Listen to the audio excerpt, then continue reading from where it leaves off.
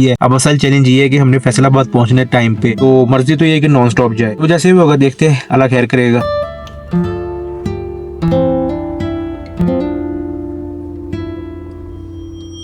रास्ता में इस वीडियो में आपको बताता जाऊंगा जहाँ जहाँ से खराब होगा। जैसे अभी ये रायकोट ब्रिज क्रॉस करे ना, ये एक पैच आ जाता है रायकोट से पहले ही, ये इस तरह का रफ पैच है। उसके बाद ये फिर तत्तापानी तक रास्ता सही हो जाता है, लेकिन तत्तापानी के बाद फिर ये रास्ता तकरीबन 1.5 किलोमीटर टूटा हुआ आता है। जब बारिश वगैरह हो जाए ना, तो यहाँ पे थोड़ा सा लैंडस्लाइडिंग का डर रहता है और ओवरटेकिंग करते हुए यहाँ पे थोड़ा सा ना तंगी होती है। तो यहाँ पे अपने गाड़ी की थोड़ी सी एहतियात करनी है, तो ये थोड़ा सा माइंड में रखेगा अपने।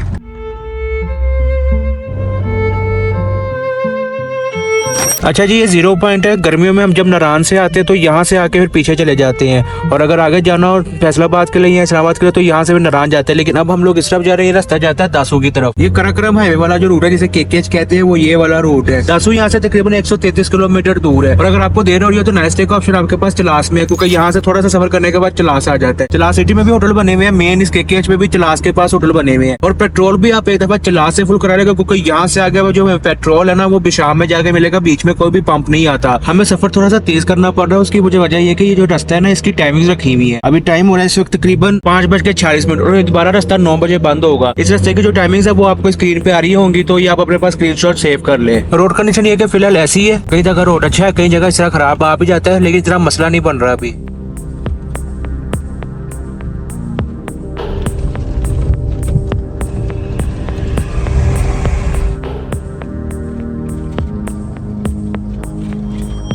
सबसे ज्यादा जो गाड़ियों को तंगी होती है ना, वो ये दासू के बाद जो ये शाहजेन तक रास्ता है ना, इसी पे होती है। तो आपने जो 40-50 किलोमीटर, तकरीबन 50 किलोमीटर बन जाएगा वो शाहजेन तक ना। आपको शाहजेन से थोड़ा सा आगे से आगे खराब होता है, तो ये 50 किलोमीटर में आपने का गाड़ी सबसे ज्यादा बचानी है, क्योंकि सबसे ज्यादा पोटहोल भी आपको यहाँ पे मिलेंगे, सबसे ज्यादा ट्रैफिक भी आपको यहाँ पे मिलेगा। ट्रैफिक इसलिए हो जाता है क्योंकि ट्रक गाड़ियां सारे इकट्ठे हो जाती है, और रास्ता ये इतना ज्यादा खराब है कि कई दफा गाड़ियों को समझ नहीं आ रही होती है कहाँ से जा रही है, खासतौर पर जिनकी ग्राउंड करना शुरू है। और ये रास्ता रात को सेफ है। मुझे आज भी एक मैसेज आया था कि ये रास्ता रात को ट्रेवल करने, ये वाहिद रास्ता है माउंटेन एरियाज में जिसमें रात में भी दिन जितना ट्रैफिक होता है, कि आपको रात को भी ना वहां यहाँ पे गाड़ियां वगैरह जो ना मिलती रहती है, तो वो कोई इतना मसला नहीं है।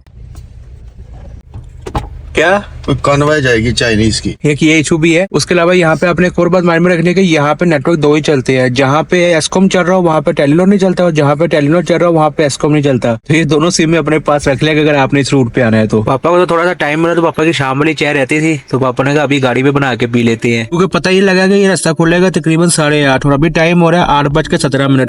एक चीज अच्छी है कि जो रास्ते बंद होने वाला था ना, अब वो नहीं। अब ये 8:30 बजे रास्ता खुल जाएगा, तो उसके बाद वो जो बंद था ना कि रास्ता बंद हो जाएगा या फंस ना जाए, वो वाला काम इंशाल्लाह अब नहीं होगा।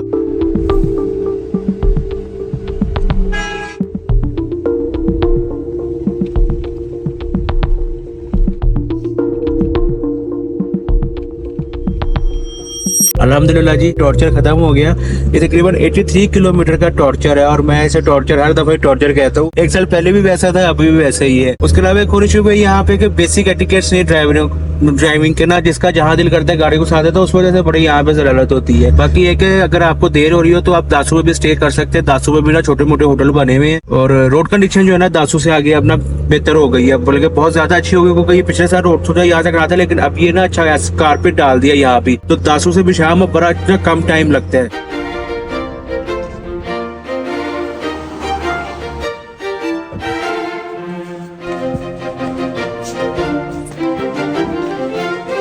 मैं बताता हूँ, एक्सप्लेन करता हूँ सारा आपको।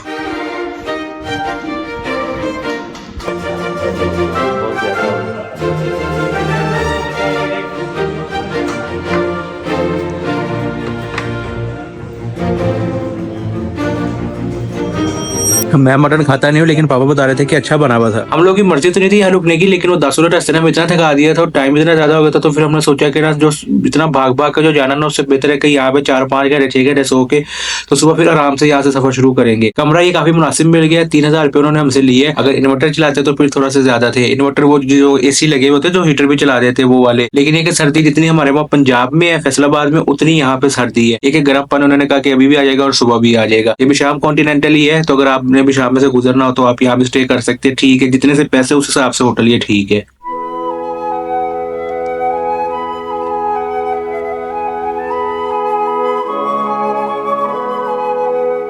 मैं रात ना पापा को तंग कर रहा था कि इस होटल में भूत है। मतलब जब हम लोग आए, हमने जितने कैसे कमरा का इसने उतने का हमें कमरा दे दिया। उसके अलावा फिर इस तरह हो रहा कि मैं सीढ़ियाँ उतर रहा था तो ये एक बंदे से डीलिंग कर रहे थे होटल जो मैनेजर है, तो उससे उस बंदे ने इससे 3,000 का है, उसने कहा नहीं मैं 2,000 दूंगा। तो इसे कहता ठीक है।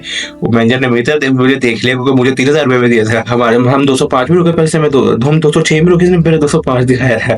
तो मैनेजर ने मीटर देखा, मैंने उसके तो देखा, उसने उसके नोट मीटर देखा, भाई चला गया। मेरे पापा का आग का मैंने कहा यहाँ इसमें भूत है यहाँ पर ये, लेकिन ये कि ऑक्सीजन चल रहा है तो उस वजह से उनकी मर्जी के जो भी आ रहा था उसे कमरा दे दिया, भूत वूत यहाँ पे नहीं है। और मोस्टली ऑक्सीजन जब आते हैं ना इस तरह के होटल्स में तो हम लोग कई दफा जो बात की होती है ना रात को वो होती नहीं है, लेकिन पानी रात भी गर्म आता है। अभी तो बहुत ज्यादा गर्म आ रहा था, सुबह 6:30 लाइट भी गई तो इन्होंने जनरेटर भी चला दिया।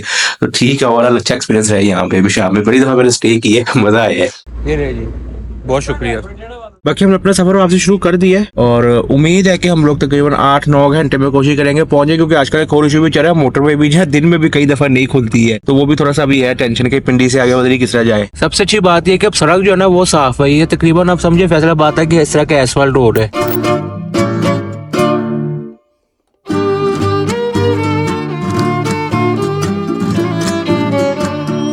कल हमने रात गाड़ी इतनी भगाई है कि हमारा जो स्टीयरिंग है वो इस तरह कांपने लग पड़ा है। जो स्टीयरिंग एंड है वो डैमेज हुए हैं या कुछ हुआ है। बाकी ये कि वो कीचड़ लगा हुआ है जिम्मी पे, तो हमारा ये कि गाड़ी जितनी गंदी लग रही होती है खासतौर पे जिम्मी अब भी उतनी खूबसूरत लग रही होती है।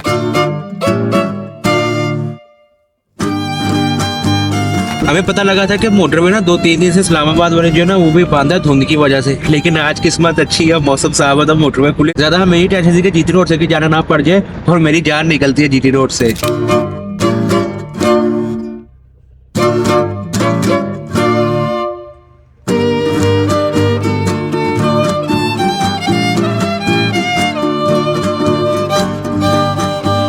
खाना मजेदार था। रात वाला गोश्त अच्छा था, ये अच्छा था। ये अच्छा, रात वाला थोड़ा सा ठंडा हो गया था, हाँ। है ना। और उसमें थोड़ा तेल डाल के ना हाँ। यखनी पूरी कर ली थी। और मजे की बात है कि रात जो खाना खाया वो टिप दे के बिल बना था 1,500 रुपया। हमारे हिसाब से वो भी मुनासिब था और अच्छा हमारा में पेट भर के खाना खाया। और अभी यहाँ पे खाना ये आइसक्रीम और टिप डाल के तकरीबन 1,000 रुपया बना है। हम दो होते तो हमें ये बड़ा फायदा हो जाता है। और ये बड़े से बाद हम लोग इस मोटरवे से नीचे उतर के आए हैं। नॉर्मली हम लोग ना कोशिश करते कि पॉइंट ए से पॉइंट बी जाए, बीच में कुछ खाए ना, लेकिन आज सुबह नाश्ता नहीं किया था तो इस वजह से फिर ना सोचा कि अब यहाँ पे ये होटल अच्छा आ रहा तो यहाँ पे खाना खाएंगे। उसके अलावा अगर मोटरवे पे सिर्फ दाल खाते हैं तो वो हमारा 2,000 बिल बच जाता था। तो ये पैसे इस तरह बचते हैं ट्रेवलिंग में। अब बस नींद ना आए।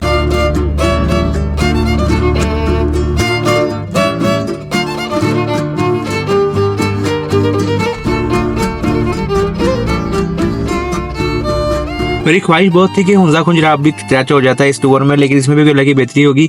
पहले मैं सोचा था मैं जो इशू बना आपसे डिस्कस करूं, लेकिन ये कि वो मैं अभी आपसे डिस्कस नहीं करता। बस दुआ करें जल्दी से हम लोग फारिग हो यहाँ से कामों से, तो फिर इंशाल्लाह दोबारा हम ट्रैवलिंग में ना निकल जाएंगे।